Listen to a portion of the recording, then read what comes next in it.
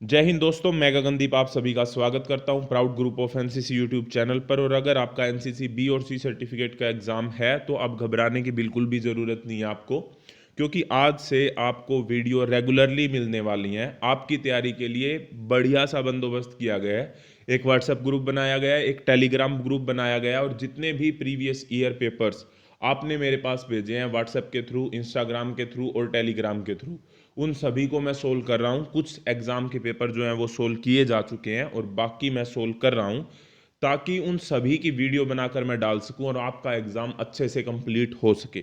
ठीक है, तो वीडियो को स्टार्ट करते हैं। इस वीडियो के बीच बीच में मैं आपसे क्वेश्चंस पूछूंगा, और जो भी सभी क्वेश्चंस का सही जवाब देगा, आपको क्वेश्चंस के जवाब देने हैं कमेंट बॉक्स में, और जो भी सभी के सभी क्वेश्चंस का सही जवाब देगा, उसमें से एक लकी विनर को जो एनसीसी नोट्स इन हिंदी की पीडीएफ है, जो पहले भी जितनी वीडियो बनाई है उनका जो सार है, जो इंपॉर्टेंट क्वेश्चन आपके एग्जाम के लिए है based on the previous year papers, वो जो पीडीएफ है वो मैं फ्री ऑफ कॉस्ट भेजूंगा उस व्यक्ति के व्हाट्सएप नंबर पे जो सभी के सभी सही जवाब देगा कमेंट बॉक्स में। तो इस बात का ध्यान रखना है, ध्यान से पूरी की पूरी वीडियो को देखना है। और वीडियो के एंड में कुछ ऐसे क्वेश्चंस हैं जो आपके एग्जाम के लिए इंपॉर्टेंट हैं, लेकिन आपको किसी भी पुरानी बुक में वो मिलेंगे नहीं, तो इस बात का भी आपको ध्यान रखना है। तो स्टार्ट करते हैं।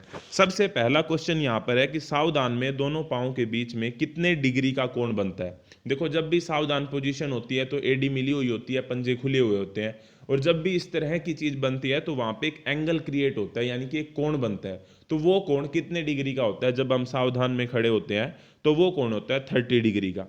नेक्स्ट क्वेश्चन है यहाँ पे, ड्रिल में सैल्यूट कितने प्रकार के होते हैं?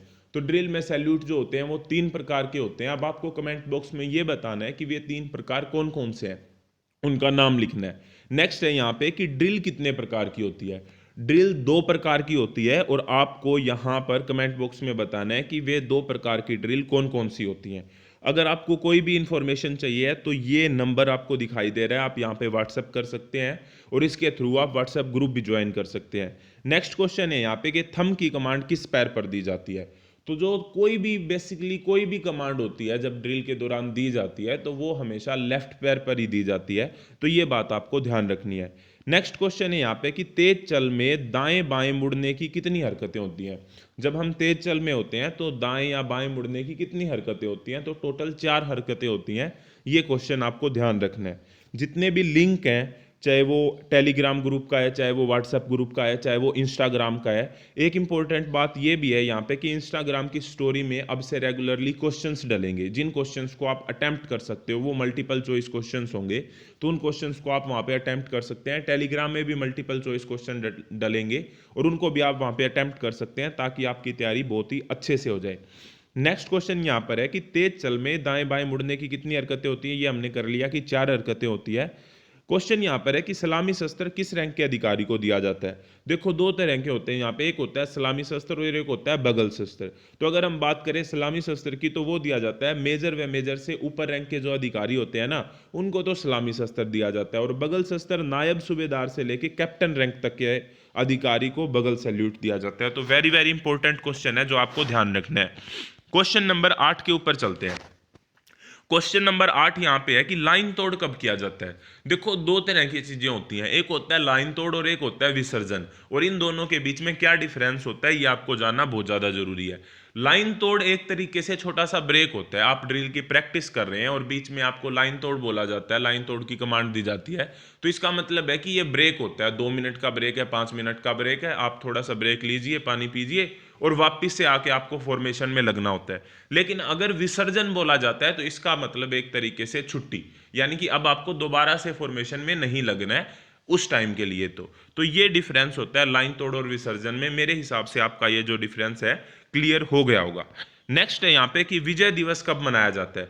विजय दिवस 26 जुलाई को मनाया जाता है। अब आपको डिटेल में ये बताना है कमेंट बॉक्स में कि विजय दिवस क्यों मनाया जाता है और 26 जुलाई को ही क्यों मनाया जाता है। ये इंपॉर्टेंट बात है जो आपको बतानी है।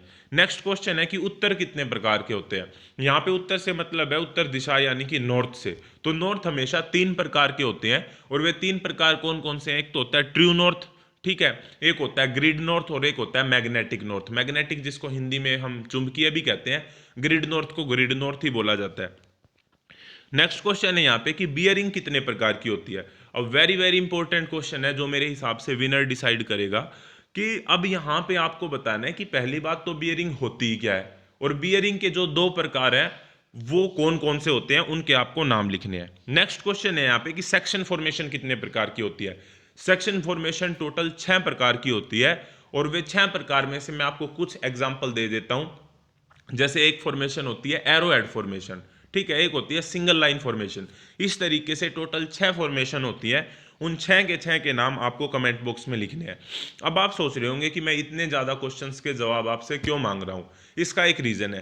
पहली बात तो ये जो जवाब है ये डिसाइड करेंगे कि विनर कौन बनेगा इस क्विज में, और दूसरी बात जब जिनको अगर पता है तो उनके ये पक्के हो जाएंगे, और जिनको नहीं पता है जब वे सर्च करके इस चीज को लिखेंगे ना तो क्या होगा कि उनको वो चीजें याद हो जाएंगी, और जब एग्जाम में ये आएंगी ना तो आपको बहुत ही ज्यादा बेनिफिशियल साबित होंगी। अब ये सेक्शन फॉर्मेशन का जो क्वेश्चन है ना ये आपके एग्जाम में 5 मार्क्स का भी आ सकता है, और किसी ना किसी के एग्जाम में ये पक्का आएगा ही आएगा। आप चाहे आप वीडियो देख लो और बाद में कमेंट बॉक्स करके मुझे बताना है कि ये क्वेश्चन आपके एग्जाम में आया था या नहीं आया था। नेक्स्ट है यहाँ पे कि पेट्रोल कितने प्रकार की होती है। यहाँ पे पेट्रोल से मतलब फ्यूल से नहीं है, जो गाड़ियों में डलता है उस पेट्रोल की यहाँ पे बात नहीं कर रहे हम। पेट्रोल का मतलब जो एक तरीके से आपने देखा होगा कि बॉर्डर पर पेट्रोलिंग होती है। पेट्रोलिंग का मतलब यहाँ पे क्या है कि ये दो प्रकार की होती है। एक तो होती है रैकी पेट्रोल और एक होती है प्रोटेक्टिव पेट्रोल। जब हम डिफेंसिव मोड में होते हैं यानी कि अपने आप की रक्षा करने के लिए पेट्रोलिंग करते हैं तो उसको हम प्रोटेक्टिव पेट्रोल कहते हैं। लेकिन जब हम दुश्मन की जगह का जायजा लेने के लिए पेट्रोलिंग करते हैं तो उसे हम रैकी पेट्रोल बोलते हैं। नेक्स्ट है यहाँ पे कि सेना का सबसे उच्च वीरता पदक कौन सा है, यानी कि इंग्लिश में हम बोले तो हाईएस्ट गैलेंट्री अवार्ड कौन सा है। तो हाईएस्ट गैलेंट्री अवार्ड जो है दैट इज परमवीर चक्र, ठीक है।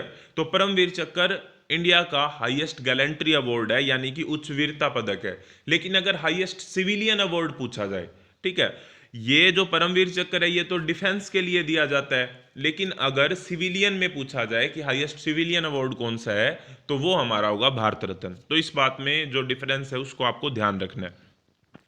अब आता है very very very important question जो कि करंट अफेयर से भी और आपके एग्जाम के लिए भी इंपॉर्टेंट है कि हाल ही में किसे महावीर चक्र से नवाजा गया है। तो दुश्मन के खिलाफ विशिष्ट बहादुरी, अनुकरणीय और दक्ष नेतृत्व सहित कर्तव्य पथ पर सर्वोच्च बलिदान के लिए कर्नल संतोष बाबू को मरणोपरांत महावीर चक्र से नवाजा गया है। तो हाल ही में महावीर चक्र से किसे नवाजा गया है, कर्नल संतोष बाबू को नवाजा गया है। अब है यहाँ पे ऑर्डर कि सबसे बड़ा अगर देखा जाए तो परमवीर चक्र होता है, उसके बाद महावीर चक्र होता है और उसके बाद वीर चक्र होता है। ये गैलेंट्री अवार्ड्स का ऑर्डर है, क्रम है, ठीक है। यहाँ पे नेक्स्ट क्वेश्चन है कि आईएमए कहाँ पर स्थित है। आईएमए की फुल फॉर्म आपको पता होगी कि इंडियन मिलिट्री एकेडमी होती है, और ये कहाँ पर स्थित है, ये देहरादून में स्थित है। नेक्स्ट क्वेश्चन है यहाँ पे कि 7.62 mm भरी हुई एसएलआर का वजन कितना होता है। तो 7.62 mm भरी हुई एसएलआर का वजन 5.1 kg होता है। आपको कमेंट बॉक्स में ये बताना है कि एसएलआर की फुल फॉर्म क्या होती है। अगेन जो टेलीग्राम है, इंस्टाग्राम है और व्हाट्सएप ग्रुप है उसका जो लिंक है आपको डिस्क्रिप्शन में मिल जाएगा। इसके अलावा ये जो क्वेश्चन आप देख रहे हैं और इससे पहले भी जो एनसीसी के नोट्स बनाए गए हैं हिंदी में, उन सभी की एक पीडीएफ बनाई गई है कंबाइन करके, जो कि आपके एग्जाम के लिए वेरी वेरी इंपॉर्टेंट है। और अगर आप उस पीडीएफ को खरीदना चाहते हैं तो आप डिस्क्रिप्शन में एक लिंक दिया होगा पीडीएफ डाउनलोड का, वहां पर जाके उस पर क्लिक करके आप उस पीडीएफ को खरीद सकते हैं। और वो सारी की सारी पीडीएफ सिर्फ और सिर्फ हिंदी लैंग्वेज में होगी, तो वो इंग्लिश में नहीं होगी, मैं पहले ही आपको बता रहा हूं। नेक्स्ट क्वेश्चन है यहाँ पे कि भारत का राष्ट्रीय चिन्ह कौन सा है। आप सभी को पता है कि हमारा नेशनल सिंबल क्या है, अशोक चक्र है। अब अशोक चक्र है कहां पर स्थित, क्वेश्चन ये है। आपको पता है कि अशोक चक्र सारनाथ के अशोक स्तंभ से लिया गया है, तो वो कहां पर स्थित है, सारनाथ में स्थित है। नेक्स्ट क्वेश्चन देखो भाई, इस समय भारत के थल सेनाध्यक्ष कौन है।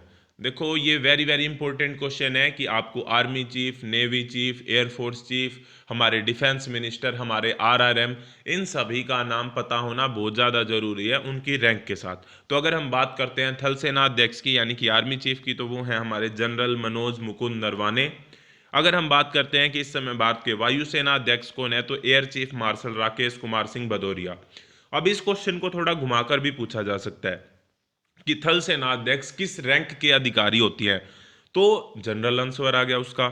अगर पूछा जाए कि वायुसेना अध्यक्ष किस रैंक के अधिकारी होते हैं, तो एयर चीफ मार्शल रैंक के अधिकारी होते हैं। और वर्तमान में भारत के नौसेना अध्यक्ष कौन है, तो एडमिरल करमबीर सिंह। इसी तरीके से अगर पूछा जाए कि नौसेना के जो अध्यक्ष होते हैं वो किस रैंक के अधिकारी होते हैं, तो वो एडमिरल रैंक के अधिकारी होते हैं। ये क्वेश्चन भी आपको याद करना है अच्छे से। नेक्स्ट क्वेश्चन है कि यहाँ पे भारत के रक्षा मंत्री कौन है। तो रक्षा मंत्री आप सभी को पता है, श्री राजनाथ सिंह जी हैं हमारे रक्षा मंत्री। अब वर्तमान में रक्षा राज्य मंत्री कौन है, ये क्वेश्चन मैंने इंस्टाग्राम की स्टोरी पे पूछा था और सभी ने जवाब दिया था श्री राजनाथ सिंह जी, जो कि गलत जवाब है। तो इस बात का आपको ध्यान रखना है, ठीक है। इस समय हमारे रक्षा राज्य मंत्री, जिनको हम आरआरएम भी बोलते हैं, आरआरएम की विजिट होती है कहाँ पर, हमारा जो